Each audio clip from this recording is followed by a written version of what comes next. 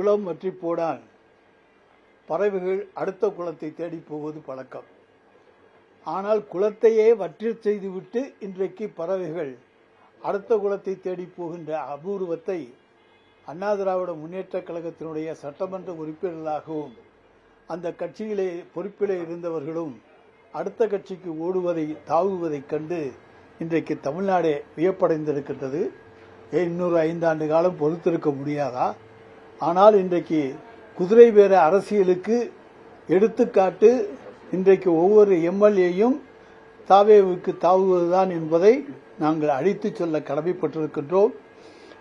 மதிமுகவினுடைய பொதுக்குழுவிலே வைகோ 2 சட்டமன்ற உறுப்பினர்களையும் ராஜினாமா செய்ய சொல்லுங்கள், அவர்களை நான் வெற்றி பெறச் செய்கிறேன் என்று விஜய் சொன்னார் என்று வெளிப்படையாக சொன்ன பிறகு அங்கே குதிரை பேரம், யானை பேரம், எல்லா பேரமும் அந்த பக்கம் நடந்திருக்கிறது என்பதற்கு அது ஒரு எடுத்துக்காட்டு. ஆனால் அந்த குதிரை பேரத்துக்கு தமிழ்நாட்டினுடைய லஞ்ச ஒழிப்புத்துறை அல்லது காவல்துறை எந்த வழக்கும் பதியவில்லை. ஆனால் யாரோ ஒரு சட்டமன்ற உறுப்பினர் திடீரென்று சட்டமன்றம் அறிவித்த பிறகு ஒரு வேட்பாளரை அங்கே அறிவிக்கிறார்கள். எந்த தொகுதியில் அந்த வேட்பாளரை அறிவிக்கிறார்கள். சுகுமார்னு அவர் பேரு. அவர் 4 நாள் வேலை பார்த்ததுக்கு அப்புறம் இவர் இளவரசன் அவர் இளையராஜா அவர் போய் நான் அந்த தொகுதியில் நிற்கிறேன்னு ஊத்தங்கரையில் சீட்டு கேட்டு வாங்கிட்டு வர்றாரு, நிற்கிறாரு. அப்பவே அவங்க தெரிஞ்சுக்கலாம் நீங்க அவர் எப்படிப்பட்ட கேரக்டருக்கு சொந்தக்காரர்னு. இப்ப அவர் சொல்றாரா, அதாவது திருநாவுக்கரசுங்கிறவர் என்கிட்ட தொடர்பு கொண்டாரு, அவர் தொடர்பு கொண்டு இந்த மாதிரி நீங்க உங்களோட தனியா பேசணும் வாங்கினாரா, எதுக்குன்னு இவர் கேட்டாரா, சபாநாயகர் மேல நம்பிக்கையில்லா தீர்மானம் கொண்டு வர போறோம், அதுக்கு ஆதரவு அளிக்கணும்னு திருநாவுக்கரசு சொன்னாரா, எந்த அத்தாரிட்டியில சொன்னாரு என்னங்கிறதெல்லாம் அவர் கேட்கல. ஆனால் எந்த பணம் எதுவுமே அங்கே பேசப்படவில்லை, பரிமாறப்படவில்லை. ஆனால் அவர் கொடுத்த புகாரினுடைய அடிப்படையிலே திருநாவுக்கரசு மீது வழக்கு பதிவு செய்து திருநாவுக்கரசு தந்த வாக்குமூலம் என்கின்ற அடிப்படையில், ஏன்னா அவங்க எப்படி வாக்குமூலம் வாங்கியிருப்பாங்கன்னு தெரியும், அடுத்தொரு நபரை கை காண்பித்து அவரிடமிருந்து இன்றைக்கு செந்தில் பாலாஜிக்கு நெருக்கமான கார்த்தி போன்றவர்கள் மீது இன்றைக்கு தொடர்ந்து அந்த அம்பு பாய்ந்து கொண்டிருக்கிறது என்று சொன்னால் அதற்கு காரணம் விஜய் கரூருக்கு போவதற்கு முன்னால் செந்தில் பாலாஜியை கைது செய்துவிட்டு செல்ல வேண்டும் என்கின்ற அவர் போட்ட ஒரு சபதமாக இருக்கலாம் என்றுதான் இன்றைக்கு என்ன தோன்றுகிறது. எனவே குதிரை பேரம் இங்கே எதுவுமே எடுப்பதற்கான அடையாளமே கிடையாது. காவல்துறை அங்கே வழக்கு பதிவு செய்ததே தவறு. அதுவும் ஒரு புகார் அடிப்படையிலே விசாரணை கூட செய்யாமல் அவர்கள் வழக்கு பதிவு செய்திருக்கிறார்கள்.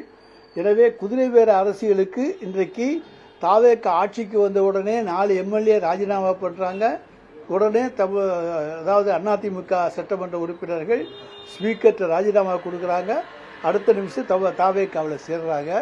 எனவே அந்த 108 என்பதை 120ஆக ஆக்க வேண்டும் என்கின்ற அந்த இலக்கோடு அவர்கள் குதிரை பேர அரசியலிலே ஈடுபட்டிருக்கிறார்கள் என்பது இன்றைக்கு வெளிப்படையாக தெரியும். எனவே ஒன்றிய அரசு இதற்கு உரிய விசாரணையை வைத்தாக வேண்டும். இன்னொன்று சொல்ல போனோம்னு சொன்னா, இன்றைய கூட எங்களுடைய துணை பொதுச் செயலாளர் கனிமொழி ஒரு ஸ்டேட்மெண்ட் கொடுத்திருக்காங்க. அதை கூட வாஷிங் மிஷின் சொல்லியிருக்காங்க. அதில் இன்னொன்று கூட சொல்லிக்கலாம், வாஷிங் பவுடர் நிர்மான்னு ஒரு பாட்டு வரும் எப்பவுமே முன்னாலெல்லாம்.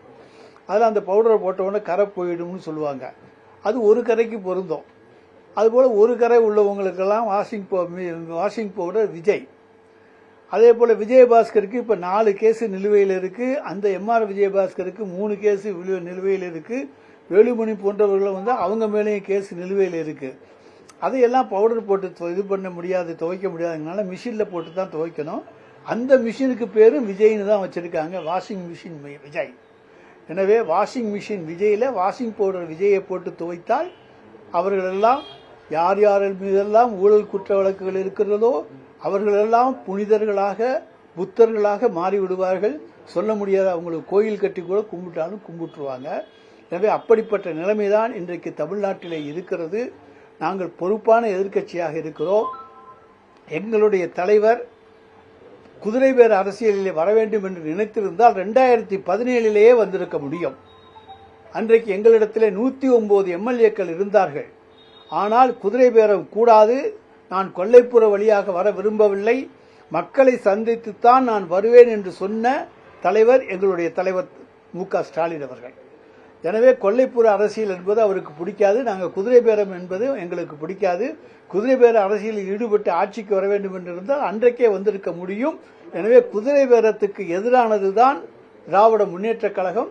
ஜனநாயகத்தை தான் நாங்கள் நம்புகிறோமே தவிர பணநாயகத்தை நம்பவில்லை. செந்தில் பாலாஜி அதே மாதிரி தான் நேற்று நிர்மல்குமார் சொல்றாரு, விஜயபாஸ்கர் வந்தாங்க அவருடைய வழக்கு அவர் சந்திக்க போறாரு, இதனால வழக்குல நாங்க எந்த சமரசமும் செலுத்த போகலன்னு சொல்றாரு. செந்தில் பாலாஜியை சேர்த்தது நம்ம நியாயம்னா இதுவும் நியாயமா தான் நம்ம பார்க்கணும். செந்தில் பாலாஜி மீது போடப்பட்ட வழக்குக்கும் இந்த வழக்குக்கும் உண்டான வித்தியாசத்தை பாருங்க. யாரோ இப்போ போனாங்களாம், கண்டக்டருக்கு வேலைக்காக வேண்டி பணம் யாருக்கிட்டையோ கொடுத்தாங்களாம், அவங்களுக்கு வேலை கிடைக்கலையா, அதனால இவங்க மோசடி பண்ணிட்டாங்களாம்.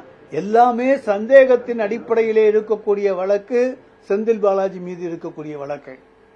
ஆனால் இத்தனை கோடி ரூபாய் சொத்து சேர்த்ததாக வருஞ்ச ஒழிப்புத்துறையினாலே விஜயபாஸ்கர் மீது வழக்கு போடப்பட்டிருக்கிறது, குட்கா வழக்கு போடப்பட்டிருக்கிறது, அதே போல மற்ற வருமான வரித்துறையினுடைய வழக்கு இருக்கிறது. இப்படி பல்வேறு வழக்குகள் இருக்கின்றன. இவையெல்லாம் ஆதாரத்தினுடைய அடிப்படையிலே போடப்பட்டிருக்கிறது. அது எந்த ஆதாரமும் செந்தில் பாலாஜி வழக்கிலே கிடையாது. ஒன்லி வாய் ஸ்டேட்மெண்ட், நான் பணம் ஒருத்தட்ட கொடுத்தேன், வேலை வாங்கி தர்றேன்னாங்க, வேலை வாங்கி தரல, ஏமாத்திட்டாங்க. அதுதான். அது யார் யாரையோ சுத்தி வருது. கடைசி அது கோர்ட்ல என்ன ஆகும்னு எல்லாருக்கும் உங்களுக்கு தெரியும். சர்க்கம்ஸ்டான்சியல் எவிடன்ஸ் தான் அங்க வந்துகிட்டு இருக்கு. ஆனால் இங்க இருப்பது டைரக்ட் எவிடன்ஸ். இன்னும் சொல்ல போனா தான் வீட்டில் ரைடு நடக்கிற பொழுது ரெக்கார்டுகளை எல்லாம் வெளியே தூக்கி எறிஞ்சார். அந்த டிஸ்கை தூக்கி வெளியே எறிஞ்சார். அது கூட இன்னும் நடவடிக்கை எடுக்கல. ஏன்னா அவங்க ஆட்சி அன்னைக்கு நடந்துச்சு.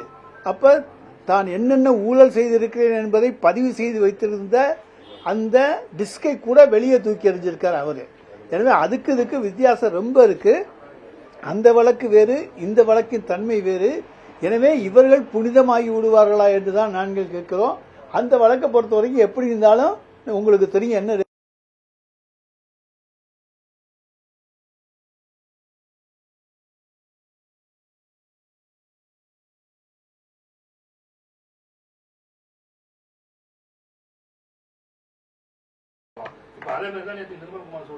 ஊழல் செய்திருக்கிறேன் என்பதை பதிவு செய்து வைத்திருந்த அந்த டிஸ்கை கூட வெளியே தூக்கி எறிஞ்சிருக்கார் அவரு. எனவே அதுக்கு இதுக்கு வித்தியாசம் ரொம்ப இருக்கு. அந்த வழக்கு வேறு, இந்த வழக்கின் தன்மை வேறு. எனவே இவர்கள் புனிதமாகி விடுவார்களா என்றுதான் நாங்கள் கேட்கிறோம். அந்த வழக்கை பொறுத்த வரைக்கும் எப்படி இருந்தாலும் உங்களுக்கு தெரியும் என்ன இதுங்கிறது தெரியும். சட்டத்துறை அமைச்சர் திமுக ஏடிஎம்கே சேர்ந்துகிட்டு ஆட்சியை கொடுக்கணுங்கிற செயல்பட்டு இருக்காங்க. இன்னமும் செயல்பட்டு முன்னாடி செயல்பட்டாங்க, சரி இப்பயும் அந்த செயல்பட்டு இருக்காங்கன்னு குற்றச்சாட்டு வைக்கிறாரு. 50 கோடி ரூபாய் வரைக்கும் பேரம் பேசியிருக்காங்க, அதுக்குண்டான எவிடன்ஸ் நாங்கள் வச்சிருக்கோம்னு சொல்றாரு. இந்த சட்டத்துறை அமைச்சர் ஆதாரம் இல்லாம குற்றச்சாட்டு வைப்பாரா? சட்டத்துறை அமைச்சர்னா ஆதாரத்தோட தான் குற்றச்சாட்டு வைப்பாரா? அவர் எந்த வேணாலும் சொல்லிட்டு சட்ட பாயிண்ட் போய் சொல்லிக்கிட்டு இருக்கலாம். அவர் அப்புறம் பார்த்துக்கலாம். நாங்களும் சட்டத்துறை அமைச்சராக இருந்தவங்க தான். நான் சொல்றேன், நாங்க அன்னைக்கும் எந்த குதிரை பேரத்திலும் ஈடுபடல, இன்னைக்கு எந்த குதிரை பேரத்திலும் ஈடுபடவில்லை. அதை எங்கள் தலைவர் எந்த காலத்திலும் அனுமதிக்கவில்லை. அதிமுகவோடு கூட்டணி சேர்ந்து ஆட்சி அமைக்க வேண்டும் என்கின்ற எண்ணம் ஒரு சிறு துளி கூட, ஒரு புள்ளி கூட எங்களுடைய தலைவர் மு.க. ஸ்டாலினுக்கு கிடையாது. அதனால நாங்க அப்படி நினைச்சிருந்தோம்னா அன்னைக்கு எல்லாரையும் போக விட்டுருக்க மாட்டோம், எல்லாரையும் சேர்த்து அரவணைச்சு கொண்டு போயிருப்போம், எல்லாம் பண்ணிருக்க முடியும் எங்களால. ஆனால் அதில் ஒரு சிறு துளி கூட விருப்பம் இல்லாதவர் எங்களுடைய தலைவர். நிர்மல்குமார் முடிஞ்சிருச்சு அப்படின்னு சொல்லி சொல்றாரு. எப்ப அதிமுகவும் திமுகவும் கூட்டணி போட்டு ஆட்சியில அமரும் நினைச்சாங்களோ அப்பவே திமுக சார், நான் அது பொய்யான குற்றச்சாட்டு. நிர்மல்குமார் உத்தவ புத்திரனா, மேல இருந்து குதிச்சு வந்திருக்காரா, சத்திய புத்திரனா? அவர் சொல்றதெல்லாம் வேதமா சத்தியமா என்ன யார் எடுத்துக்கிறது? நிர்மல்குமார் சொன்னா சத்தியமா? நிர்மல்குமார் சொன்னா உண்மையா? அவர் பொய்யா சொல்றாரு. நான் திரும்ப சொல்றோம், அதுக்கு ஆதாரம் இருந்தா சொல்லுங்க. நாங்க எங்களுக்கு ஒரு சிறு துளி கூட எங்கள் தலைவருக்கு அந்த எண்ணம் இல்லை என்பதை நான் எடுத்து சொல்லி இருக்கிறேன். சார், முதலமைச்சருக்கு தோல்வியும் கொடுப்பாங்க, அப்புறம் வெற்றியையும் கொடுப்பாங்க. அது அந்தந்த சந்தர்ப்ப சூழ்நிலைகள் நடக்கக்கூடிய ஒன்று.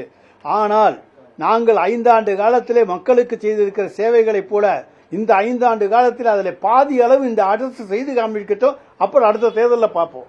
இதுல பாதி கூட செய்ய முடியாது. தேர்தல் முடிஞ்ச நடைபெற்ற குதிரை பேரம் பேசியிருக்காரு. திமுக எதிர்பாராத முடிவுங்கிறத ஏன் இப்படி எடுத்துக்க கூடாதா நீங்க? அந்த தமிழ்நாட்டிலே ஆட்சி அதாவது கவிழ்ந்து விடக்கூடாது, ஆளுநர் ஆட்சி வந்துவிடக்கூடாது, டெல்லி இங்கே ஆட்சிக்கு வந்துவிடக்கூடாது.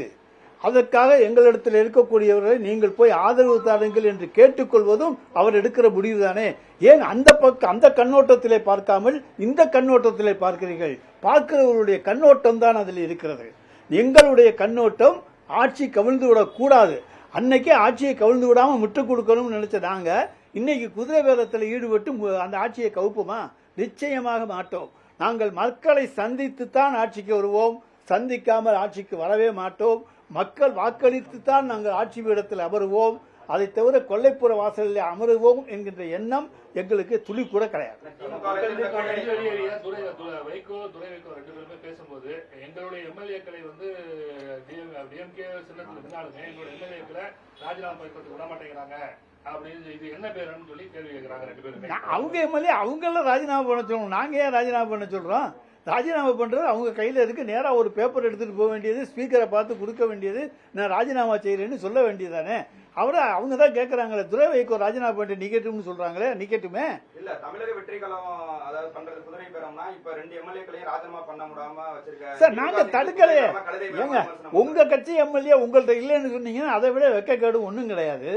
உங்க கட்சி எம்எல்ஏ 2 பேரும் உங்க கட்டுப்பாட்டில் இல்ல, நாங்க ராஜினாமா பண்ண மாட்டேங்கிறாங்கன்னா நான் நீங்க ராஜினாமா பண்ண சொல்லி சொன்னீங்களா? அப்படி சொல்லி அவங்க கேட்கலையா? சும்மா வைகோ பேசுறத கேட்காதியா? அந்த ஆளு அந்த காட்டு கத்த தெரியுமே தவிர என்றைக்கும் பிரயோஜனமாக தமிழகத்துக்கு பேச தெரியாத ஒரு கூச்சல் போடுகிற ஒரு ஆசாமி.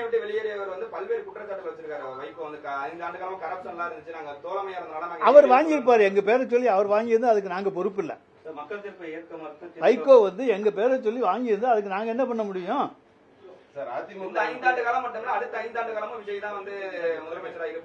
அவர் சொல்ற ஜோசியத்துக்கெல்லாம் முடியாது. 1000 ஜோசியம் இருக்கான், எல்லாரும் என்னென்னமோ ஜோசியம் சொல்றான், அவர் ஒரு ஜோசியம் சொல்றாரு.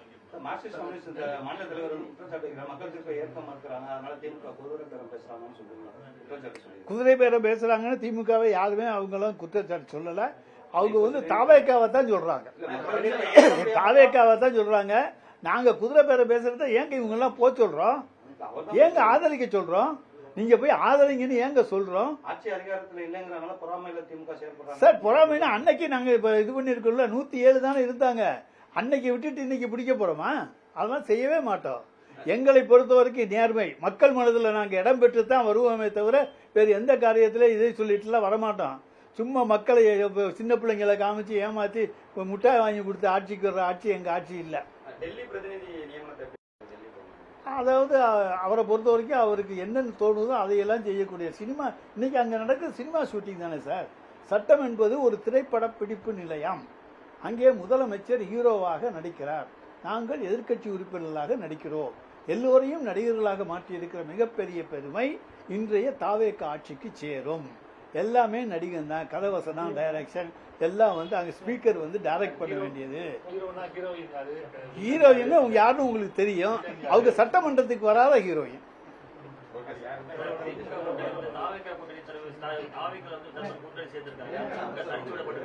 என்ன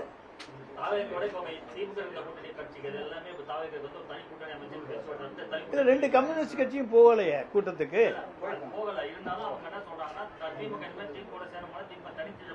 சார் தேர்தல் வர்ற நேரத்தில் பாருங்க, நான் தான் இப்ப சொன்னேன், ஒரு குளத்துல தண்ணி இல்லைன்னா அடுத்த குளத்துக்கு போற பறவைகளை போல நிறைய பேர் இருக்கிறாங்க. ஒன்றும் பிரச்சனை இல்லை. எங்களுக்கு நல்ல நண்பர்கள் அங்க இருக்காங்க. அந்த நல்ல நண்பர்கள் நாங்க எப்ப கூப்பிட்டாலும் வருவாங்க. ஸ்லீப்பர் செல் மாதிரின்னு சொல்ல முடியாது. ஸ்லீப்பர் செல் எல்லாம் பயன்படுத்துறது விஜய், நாங்க பயன்படுத்த மாட்டோம். திமுக கூட்டணியில இவங்க இருக்கும்போது கல்லாப்பட்டி கூட்டணின்னு சொல்லி அவர் விமர்சனம் பண்ணாரு. அதே கூட்டணி கட்சி நிறைய இவர் கூட்டணியில இருக்கிறதுக்கு புதிய கூட்டணி அமைஞ்சிருக்குன்னு சொல்றாங்க. எப்படி பாக்குறீங்க? இது முற்போக்கு கல்லாப்பட்டி கூட்டணி.